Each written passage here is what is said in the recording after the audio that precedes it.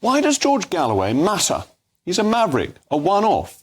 He shamefully defended Saddam Hussein, but he magisterially took to pieces a pompous US Senate committee. He shares the recent record with Winston Churchill for being elected for 4 different constituencies. He is a political force of nature, charismatic but dangerous, the abilities of a demagogue, but the charm of a seasoned politician. He matters because of the effect he has on the Labour Party and because of what he tells us about modern Britain. In terms of the Labour Party, he emphasises the divide that Keir Starmer has to try to straddle. Starmer wants to eradicate the anti-Semitism that flourished under his predecessor, Jeremy Corbyn. He has expelled members and even suspended his support for the Labour candidate in the Rochdale by-election. However, the success of Galloway shows that there can be an electoral advantage in appealing to the Islamist vote. This is beyond appealing to the Muslim vote, but to those who have sympathy with the perpetrators of the violence on the 7th of October. The words of Chris Williamson about Auschwitz show how deep and unpleasant this is, and the willingness of Galloway's acolytes to appeal to this basest form of nature.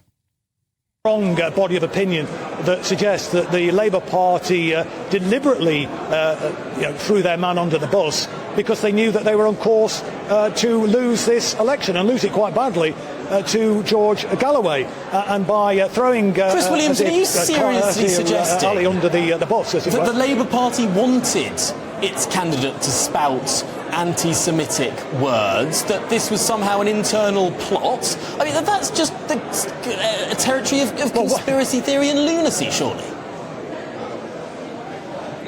Well, no, it's not. And secondly, it wasn't anti-Semitic what he said. I mean, the theory, which is not one I subscribe to, nor does George Galloway, but it's a theory that was carried in the New York Times, no less. It's been carried by Israeli media as well. No wonder he's quite happy to sit on his hands whilst Israel is implementing a genocide in Gaza, massacring people on a daily basis. You know, they're actually killing more children every day than actually were being killed in Auschwitz.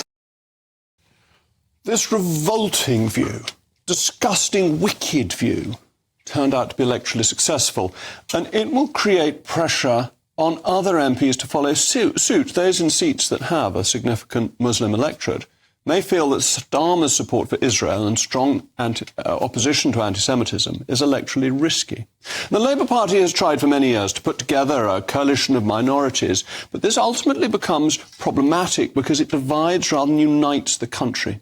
It encourages those who have come here to emphasise separateness rather than unity.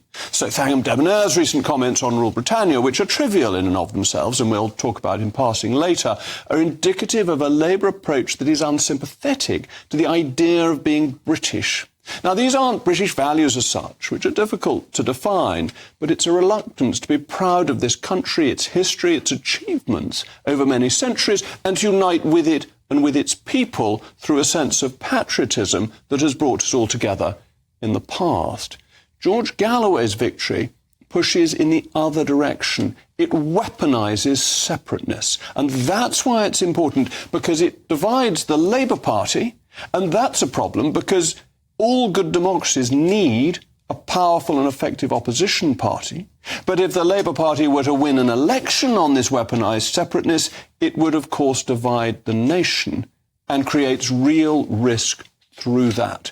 So if you have a situation that George Galloway is creating of a separate, divided Labour Party that is using this to push electoral success, then you divide the nation and you undermine our democratic principles.